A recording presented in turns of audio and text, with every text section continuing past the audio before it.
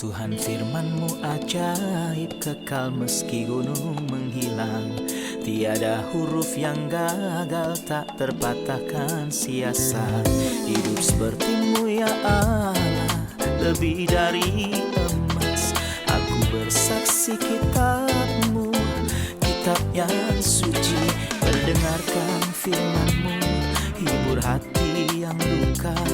Terangilah langkahku kemanapun ku pergi.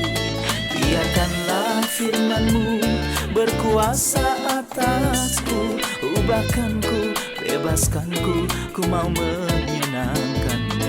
Tuhan firman-Mu ajaib, kekal meski dunia. Ubah dan bebaskan aku, mau menyenangkan-Mu. Salam jumpa pemirsa terkasih, saya menyambut Anda sekalian dimanapun Anda berada dalam episode terbaru program studi harian kita semua Kitab Suci. Kita sampai dalam studi kita tentang kitab-kitab perjanjian baru di surat kedua kepada jemaat di Korintus. Pada khususnya kita telah sampai di pasal yang kelima. Hari ini kita akan mempelajari ayat 16 sampai dengan akhir pasal. Mohon siapkan Alkitab Anda untuk mengikuti saya selama kita belajar. Untuk memulai izinkan saya untuk menyambut tamu kehormatan di studio, para hamba Tuhan. Saudara Muin Bashir, selamat datang. Selamat datang, Saudara Saudara Isa Kelly, selamat datang. Selamat datang. Juga para hadirin yang telah bergabung di studio, selamat datang. Saudara Isa, kita telah menyelesaikan diskusi kita di episode terakhir yang berbicara tentang ayat ke-16. Dan hari ini kita perlu berbicara panjang lebar tentang ayat tersebut. Ayat 16 berkata, "Sebab itu kami tidak lagi menilai seorang juga pun menurut ukuran manusia. Dan jika kami pernah menilai Kristus menurut ukuran manusia, sekarang kami tidak lagi menilainya demikian." Mari kita berhenti di ayat ini sekali lagi dan menjelaskan ayat ini di poin-poin ini. Apa artinya kami tidak lagi menilai seorang juga pun menurut ukuran manusia? Apa artinya kami pernah menilai Kristus menurut ukuran manusia? Pada faktanya, pelayanan spiritual di perjanjian baru dibangun atas dasar Injil. Injil mengubah klasifikasi alam manusia yang dapat kita sebut orang-orang menurut ukuran manusia, yaitu orang-orang menurut ukuran manusia ada orang yang melek huruf dan buta huruf. Ada orang kaya dan orang miskin, ada orang sehat dan orang sakit. Namun Injil terbagi-bagi, itu menjadi pembagian yang lain. Itu membagi antara mereka yang telah menerima Injil dan menjadi milik Kristus dan dalam Kristus. Dan mereka yang menolak Kristus. Karena itu hari ini dalam suasana spiritual kita tidak mengenal orang-orang menurut ukuran manusia. Tetapi kita mengenal mereka menurut klasifikasi spiritual yang ada menurut pelayanan Injil dan pemberitaan Injil. Namun Kristus, kita mengenal dia menurut ukuran manusia ketika ia ada di bumi ini. Atau untuk lebih spesifik, mereka yang sejaman dengan Kristus. Rasul-rasul Kristus. Pada saat itu, Saat ia ada di bumi. dalam wujud Mereka manusia. yang melihat dia dan menjamah dia, mereka yang duduk dengannya dan mereka yang pergi bersama dia dalam perahu. Untuk memancing, untuk menangkap ikan, atau mereka yang mendengar khotbah-khotbahnya muka dengan muka. Mereka mengenal Kristus menurut ukuran manusia. Tetapi Tuhan Yesus setelah ia mati dan bangkit dari kematian, misalnya berkata pada salah satu dari manusia yang mengenal dia menurut ukuran manusia, yaitu Maria, ia beritahu dia, "Jangan menjamah aku." Hari ini hubungan itu menjadi sebuah hubungan spiritual. Sekarang itu bukan sebuah hubungan. Hubungan kita dengan Kristus bukanlah bahwa kita mengenal dia menurut ukuran manusia. Atau beberapa orang mengenal dia menurut ukuran manusia, tapi semua orang yang percaya pada Kristus sekarang mengenal Kristus dan memiliki sebuah hubungan dengan Kristus dengan dasar spiritual, hubungan spiritual. Jadi ayat ini kini jelas dan teranalisa dengan baik dari sekarang kita tidak mengenal siapapun secara spiritual menurut ukuran manusia. Tetapi jika kita mengenal Kristus menurut ukuran manusia pada zaman ia berinkarnasi, bahkan Kristus sekarang kita tidak mengenal dia dari sekarang menurut ukuran manusia, tapi tentu saja kita mengenal dia secara spiritual. Saudara Moen, ayat selanjutnya ayat 17 berbicara tentang mujizat kekristenan. Ia berkata, "Jadi siapa yang ada di dalam Kristus, ia adalah ciptaan baru, yang lama sudah berlalu. Sesungguhnya yang baru sudah datang." Anda menyinggung dalam episode yang terakhir bahwa kekristenan tidak membuat reformasi, tetapi itu mengerjakan sebuah perubahan, sebuah ciptaan baru yang berbeda daripada ciptaan lama yang rusak. Saya ingin Anda memberi saya contoh beberapa orang yang diselamatkan oleh kasih karunia. Dalam hidup, siapakah perbedaannya jelas antara sebelum dan sesudah iman mereka? Banyak contoh yang memenuhi Alkitab pada faktanya. Pemirsa terkasih, jika ada orang yang telah benar-benar berjumpa dengan Kristus dapat merasakan pembaruan di dalam dirinya sendiri. Seperti yang Anda katakan adalah tidak berguna untuk memperbaiki hal yang sudah tua. Sehingga Daud dalam perjanjian lama meminta pada Tuhan, "Ciptakanlah dalam hatiku suatu hati yang bersih, oh Tuhan. Bahkan hati kita tidak bisa memiliki perbaikan yang sepenuhnya untuk menjadi baik atau layak. Tapi sesungguhnya sebuah ciptaan baru atau ada sebuah ciptaan baru dibandingkan dengan ciptaan yang lama. Ada banyak contoh yang terjadi yang kita baca dalam Alkitab. Bahkan zaman sekarang kita sungguh-sungguh melihat perubahan yang terjadi dalam orang-orang kudus dan orang-orang percaya. Di Alkitab misalnya seorang seperti Zakeus. Ia pecinta uang yang bekerja sebagai pemungut pajak, jadi cintanya pada uang sangat jelas. Namun setelah Kristus memasuki rumahnya dan menjumpai dia berkata, "Setengah dari milikku akan kuberi pada orang miskin dan jika ada yang kuperas akan kukembalikan 4 kali lipat. Jadi tidak akan ada lagi yang tersisa." Ini ciptaan yang baru. Perempuan Samaria, seorang perempuan jahat penuh dosa, itu begitu jelas dalam hidupnya. Ketika ia berjumpa dengan Kristus, ia berlari pulang untuk memberitakan Injil. Apakah perubahan yang telah terjadi padanya? Dia tidak malu dengan masa lalunya. Di sana ada seorang yang mengatakan segala sesuatu yang telah kuperbuat. Rasul Paulus sendiri, penulis surat itu berkata bahwa dia yang tadinya penghujat, penganiaya, dan seorang ganas, ketika Tuhan menjumpainya, ia menjadi seorang lain. Dari Saulus menjadi Paulus, sang rasul besar yang tulisan-tulisannya hebat ketika kita mempelajarinya. Dari tokoh-tokoh lain dalam Alkitab, misalnya Onesimus yang jelas tak bersalah kepada tuannya Filemon. Dalam surat kepada Filemon, ia mengambil suatu barang, lalu melarikan diri dari rumah itu. Namun pada faktanya, lihatlah perubahan yang dibuat oleh Kristenan. Perjumpaan dengan Kristus membuat suatu ciptaan baru. Rasul Paulus menulis tentang dia di surat yang lain dan berkata, tentang dia saudara kita yang setia dan yang terkasih. Yaitu bukan hanya orang yang tidak berguna sebelum menjadi berguna, namun saya dapat juga berkata bahwa jika ia tidak setia, ia telah menjadi setia. Jadi kekristenan tidak menghentikan dosa saja. Itu tidak hanya membuat orang yang tidak berdosa terus menjadi seperti dia sendiri. Itu mengubah. Orang yang mencuri janganlah ia mencuri lagi, tetapi baiklah ia bekerja keras dan melakukan pekerjaan yang baik dengan tangannya sendiri. Benar, iya. Kita rehat sejenak dan kembali untuk menjawab pertanyaan hadirin. Pemirsa terkasih, kami akan segera kembali setelah rehat. Tetap bersama kami. Bebaskanku, ku mau menyenangkanmu. Tuhan firman-Mu ajaib kekal meskipun ubah dan bebaskan aku mau menyenangkanmu. Ayat 18 berkata, "Dan semuanya ini dari Allah, yang dengan perantaraan Kristus telah mendamaikan kita dengan dirinya, dan yang telah mempercayakan pelayanan pendamaian itu kepada kami." Apa arti pendamaian? Apakah pelayanan pendamaian yang disebut dalam ayat ini? Pada faktanya, itu adalah kata yang besar dan suatu kebutuhan yang sangat dalam yang manusia punyai, saudara ayat. Setiap kali kita mengatakan pendamaian, itu artinya dua pihak yang diperdamaikan. Jelaslah bahwa ada permusuhan. Problem utama dari manusia adalah bahwa ia bermusuhan dengan Allah. Sebelum ia bermusuhan dengan saudara seimannya dan bahkan sebelum ia bermusuhan dengan dirinya sendiri dan dengan keberadaannya. Dalam salah satu kitab tertua dalam Alkitab, yaitu kitab Ayub, kita membaca tentang perlunya pendamaian. Dalam kitab Ayub pasal 9, Ayub sendiri mengatakan ini, karena dia bukan manusia seperti aku sehingga aku dapat menjawabnya. Ia berbicara tentang Allah. Mari bersama-sama menghadap pengadilan. Aku tidak dapat bernegosiasi dengannya karena ia tidak sepertiku. Ia lebih besar daripadaku. Tidak ada wasit antara kami yang dapat memegang kami berdua. Biarlah ia menyingkirkan pentungnya daripadaku, jangan aku ditimpa kegentaran terhadap dia. Bahwa ada sebuah jarak antara aku dan Allah, dan aku tidak menemukan seorang pengantara yang dapat mendamaikan aku dengan dia. Pada faktanya dari hal-hal paling luar biasa yang Kristus lakukan adalah bahwa ia telah melakukan pendamaian. Allah mendamaikan dunia dengan dirinya, seperti ia sedang memberitahu kita di sini tidak memperhitungkan pelanggaran mereka. Apa arti hal ini? Ini adalah salah satu perlunya inkarnasi. Sehingga seorang memperdamaikan kedua pihak, ia harus mampu berbicara dengan bahasa pihak pertama dan mengucapkan bahasa pihak kedua. Jadi untuk berbicara dengan bahasa manusia, ia harus menjadi manusia. Dan untuk berbicara dengan bahasa Allah, ia haruslah Allah. Malaikat tidak dapat berbicara dengan bahasa Allah. Jadi siapakah dia yang adalah Allah sekaligus manusia? Tidak ada seorang pun selain Kristus. Kristus datang untuk melakukan pelayanan pendamaian antara manusia dan Allah, walau permusuhan datang dari pihak manusia. Namun karena Allah itu besar, ia menanggung untuk mengadakan pendamaian dengan kita dan Kristus datang untuk menjadi pendamai. Pendamai di sini tidak hanya menyelesaikan problem berbagai pelanggaran yang kita lakukan terhadap Allah, bukan hanya perkara pengampunan dosa-dosa, tapi hal yang juga lebih besar dan lebih dalam daripada itu. Dan pelayanan ini lebih luas daripada itu. Ini adalah sebuah perubahan radikal dalam bentuk hubungan. Bukannya hubungan saya dengan Allah adalah seperti seorang yang telah berdosa terhadap Allah. Seseorang yang bermusuh dengan Allah, seorang yang takut akan Allah dan menjauh dari dia. Tapi sekarang itu adalah seorang yang memiliki kasih dan damai antara dia dan Allah. Bagaimana ini terjadi? Faktanya pelayanan Kristus sebagai pendamai yang telah datang dan melalui karya di kayu salib telah menggenapi pendamaian dan perdamaikan kita dengan Allah lewat karya penebusannya. Ada sedikit pemikiran. Silahkan. Ayat-ayat yang dibaca oleh saudara Ishak dalam kitab Ayub, pertanyaan Ayub, tidak ada wasit di antara kami yang dapat memegang. Kami berdua. Pemikiran umumnya adalah bahwa ketika ada dua orang yang bertengkar, seseorang datang mendamaikan mereka, maka mereka butuh pihak ketiga.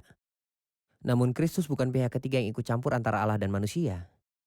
Allah bukan oleh Kristus, tapi dalam Kristus. Lalu kita dapat berkata di sini bahwa Ia adalah Allah lewat inkarnasinya. Dalam pribadi Yesus Kristus, Ia adalah sosok yang menumpangkan tangannya. Ayub bukan berbicara tentang dua tangan untuk ditumpangkan pada dua pihak untuk mendamaikan, memegang kami berdua. Karena itu Allah turun ke bumi dan datang dalam rupa manusia, dan sesungguhnya agunglah rahasia ibadah kita, Dia yang telah menyatakan dirinya dalam rupa manusia dan turun Ia menjangkau manusia dan menumpangkan tangannya untuk mendamaikan manusia dengan dirinya. Jadi saya memahami dari pembicaraan Anda ini yang mengambil inisiatif pendamaian adalah Allah. Allah. Ya, Juga, kita paham bahwa pendamaian bukan hanya dua pihak yang sama-sama kecewa. Jadi kita mendamaikan mereka. Atau bahwa manusia menyakiti Allah, seperti banyak kita dengar dalam peristiwa-peristiwa penginjilan.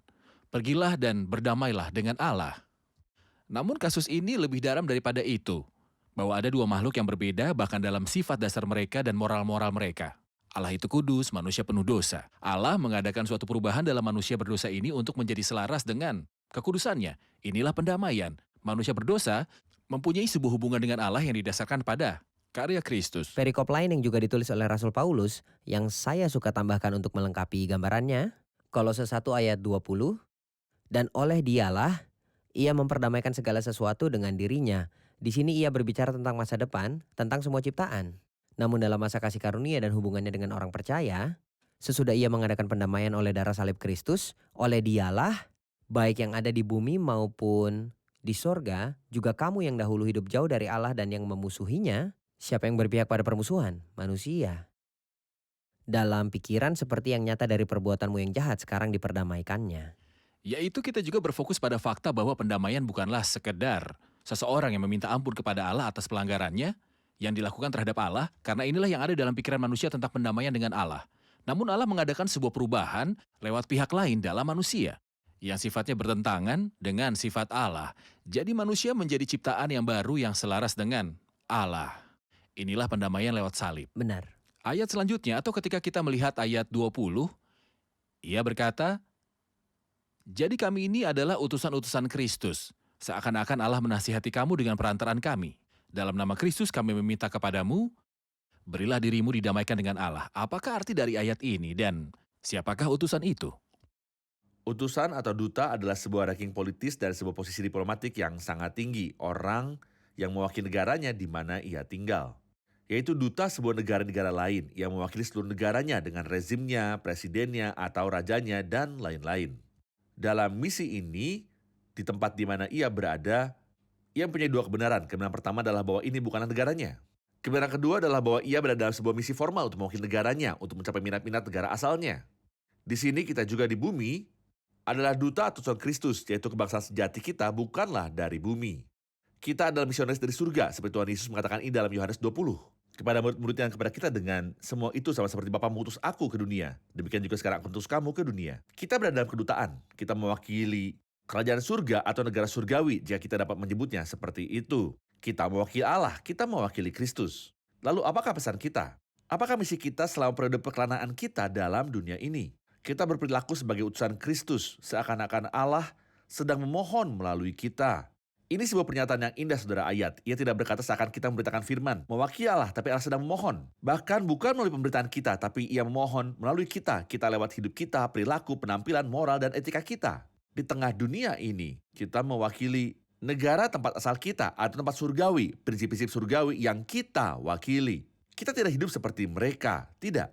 Kita adalah warga negara tingkat surgawi. Namun kita tinggal di antara manusia, ya. Apa kita mengasihi mereka? Ya, karena kita punya pesan bagi mereka. Kami mohon Anda atas nama Kristus, berdamailah dengan Allah. Kita memberitahu orang-orang untuk datang dan diperdamaikan dengan Allah.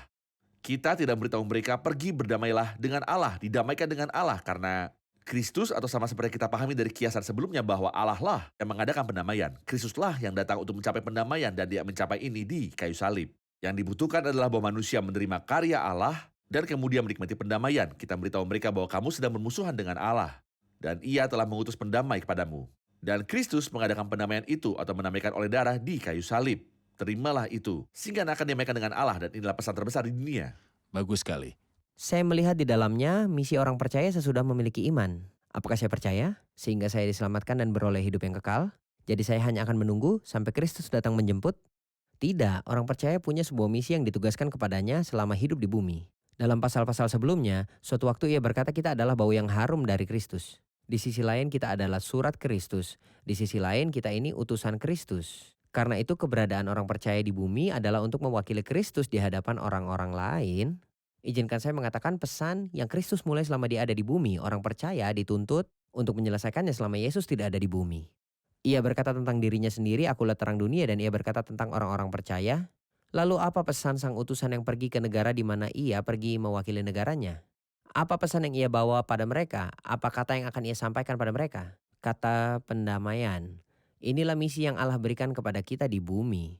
Untuk mewakili dia sebagai utusan. Tapi saya takut bahwa suatu hari jika seorang utusan tidak menyelesaikan misinya seperti seharusnya, negaranya mungkin harus menariknya. Menarik utusan-utusan artinya menyelesaikan hubungannya Menyelesaikan Benar sekali. pelayanannya. menyelesaikan Lalu datanglah pelayanannya. kepadaku karena engkau tidak menyampaikan pesannya. Duduklah denganku, lebih baik di sini. Tetapi segera surga akan menarik semua utusannya. Ketika Masalah pintunya yang ditutup, lainnya. Benar sekali. Kita memperhatikan bahwa ada sebuah perubahan. Misalnya ia berkata tentang mereka dalam pasal sebelumnya bahwa kita sudah mati dan ia mati untuk semua orang. Lalu ia berkata bahwa kita menjadi diperdamaikan. Lalu ia berkata kita menjadi utusan-utusan. Apakah Anda memperhatikan tahapannya? Kita sudah mati, kita diperdamaikan, dan kita menjadi utusan-utusan. Saya teringat sebuah kisah berkata tentang salah satu orang besar, salah satu hamba Tuhan besar di Inggris. Ratu Victoria menawarkan kepadanya untuk menjadi seorang duta besar baginya di salah satu negara dan hamba Tuhan itu menjawab, "Saya sangat menghargai tawaran ini, tetapi saya seorang duta besar bagi seorang raja yang lebih besar. Bagi saya sudah cukup untuk menjadi duta besar bagi Kristus."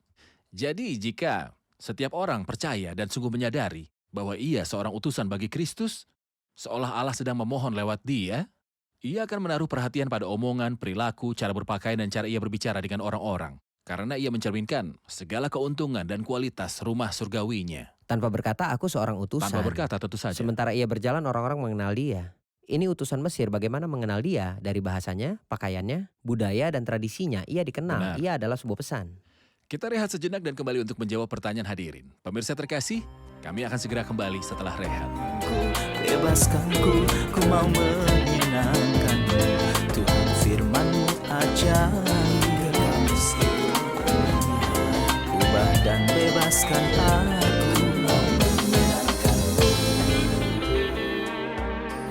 Ada sebuah pertanyaan dalam ayat 21. Dia yang tidak mengenal dosa telah dibuatnya menjadi dosa karena kita. Apa artinya dia yang tidak mengenal dosa telah dibuatnya menjadi dosa?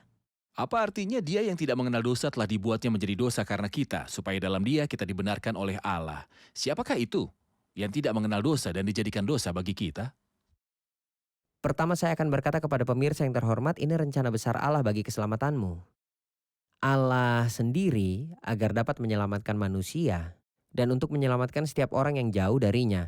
Allah menciptakan siapa? Dia yang tidak mengenal dosa. Kesaksian yang sangat jelas tentang Kristus. Siapakah dia yang tidak mengenal dosa? Kristus tidak mengenal dosa. Ada juga dua kesaksian lainnya. Di sini Rasul Paulus yang menulis, tapi Rasul Petrus dan Yohanes menambahkan bagi kita dua hal yang indah. Dia yang tidak mengenal dosa, tidak melakukan dosa, tidak ada dosa di dalam dia. Kristus tidak ada kaitannya dengan dosa, namun yang menakjubkan adalah bahwa di kayu salib Allah menjadikan dia dosa bagi kita. Apakah artinya menjadikan dia dosa? Berarti bahwa Allah dalam kebenciannya terhadap dosa dan penghakimannya atas dosa dan murkanya atas dosa dicurahkannya pada Kristus. Sehingga Kristus lewat kematiannya menanggung dosa di hadapan Allah dan melunasi hutang dosa bagi mereka yang percaya kepadanya. Allah senang karena ia mengasihi manusia. Ia senang memikul dosa dan efek-efeknya dari bumi.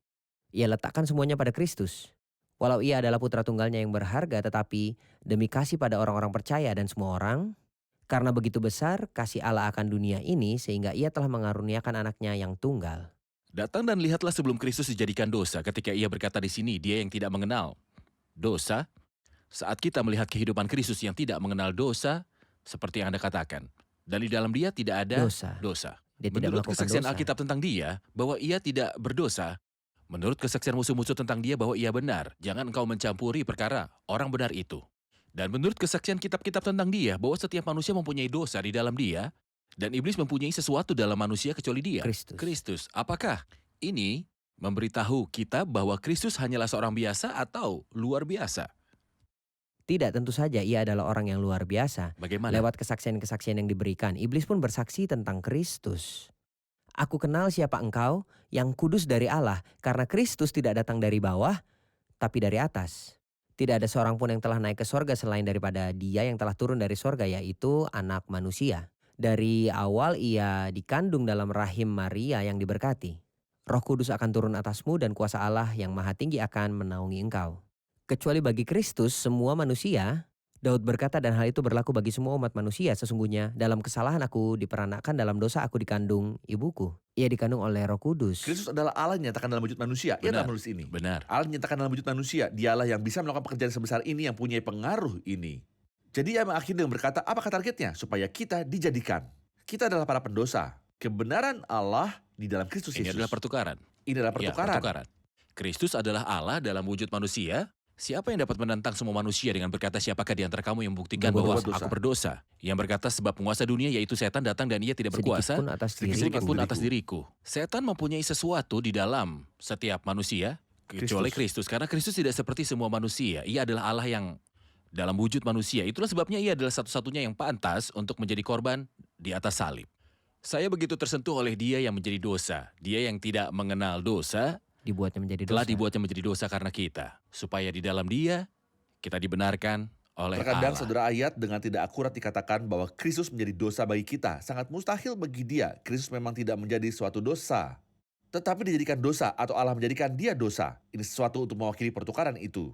Tapi ia sendiri tidak. Ia kudus bahkan ketika ia berada di kayu salib. Ia kudus. Ia oleh roh kekalnya mempersembahkan dirinya kepada Allah. Tanpa celah. Melalui roh kekal mempersembahkan dirinya tanpa celah kepada Allah. Terima kasih banyak. Hadirin tentu saja memiliki pertanyaan. Kita tahu bahwa Allah memberi kita sebuah sifat baru, bahwa yang lama sudah berlalu, sesungguhnya yang baru sudah datang.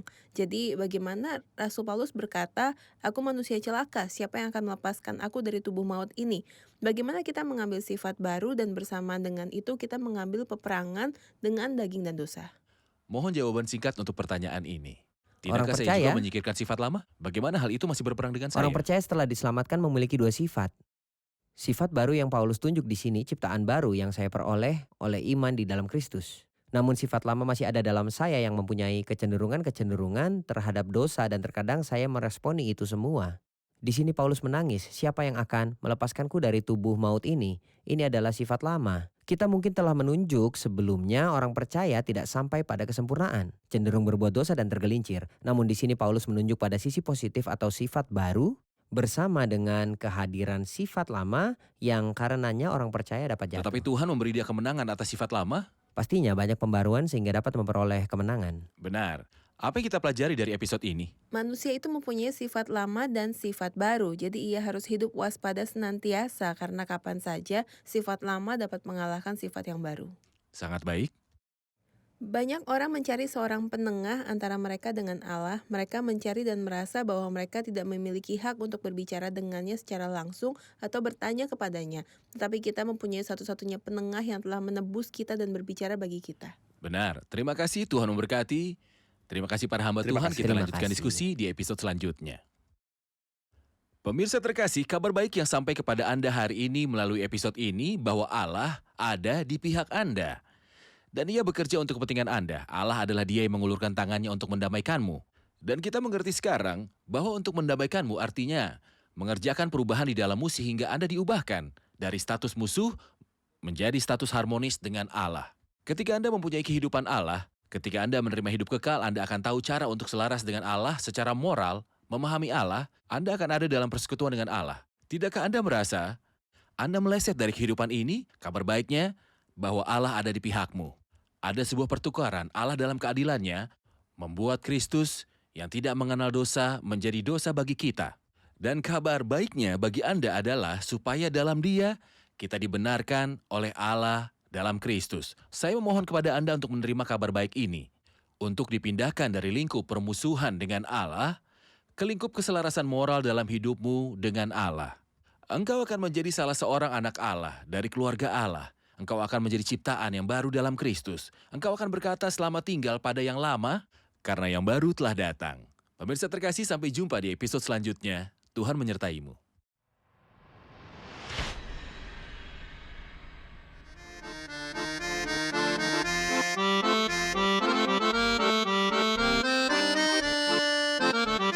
كنت في الماضي أثيم أعيش مع الأشرار مشيت في طريق أليم وشربت أنا المرار وقابلني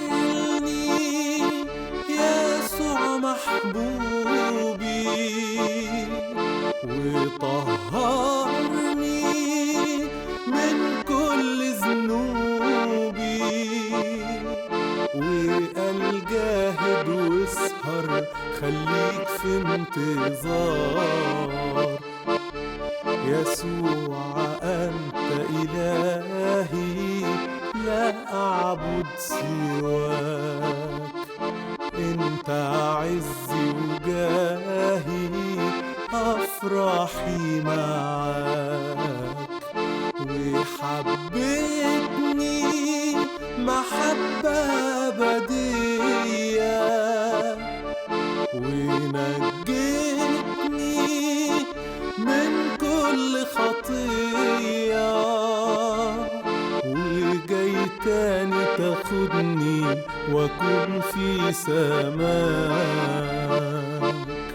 حبيبي يسوع هناني وقال يا ابني مبروك مفيش أحزان تاني ده اسمك مكتوب فوق يا عزايا أحزان مفيش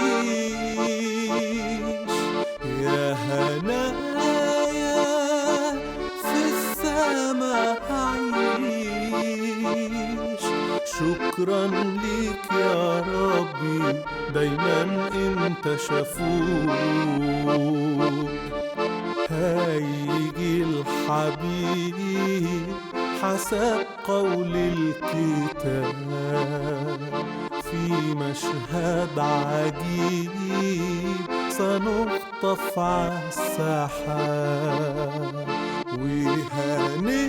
وهنلبس أجمل تيجان وهنجلس في أحلى مكان وهنفرح في السماء مع كل الأحباب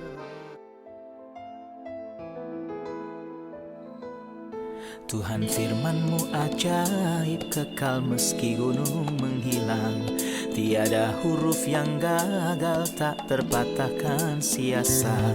Hidup seperti-Mu ya Allah, lebih dari emas. Aku bersaksi kitab-Mu, kitab yang suci. Mendengarkan firman-Mu, hibur hati yang luka. Terangilah langkahku kemanapun ku pergi. Biarkanlah firman-Mu berkuasa atasku. Ubahkanku, bebaskanku, ku mau menyenangkan-Mu. Tuhan firman-Mu ajaib, ubah dan bebaskan aku.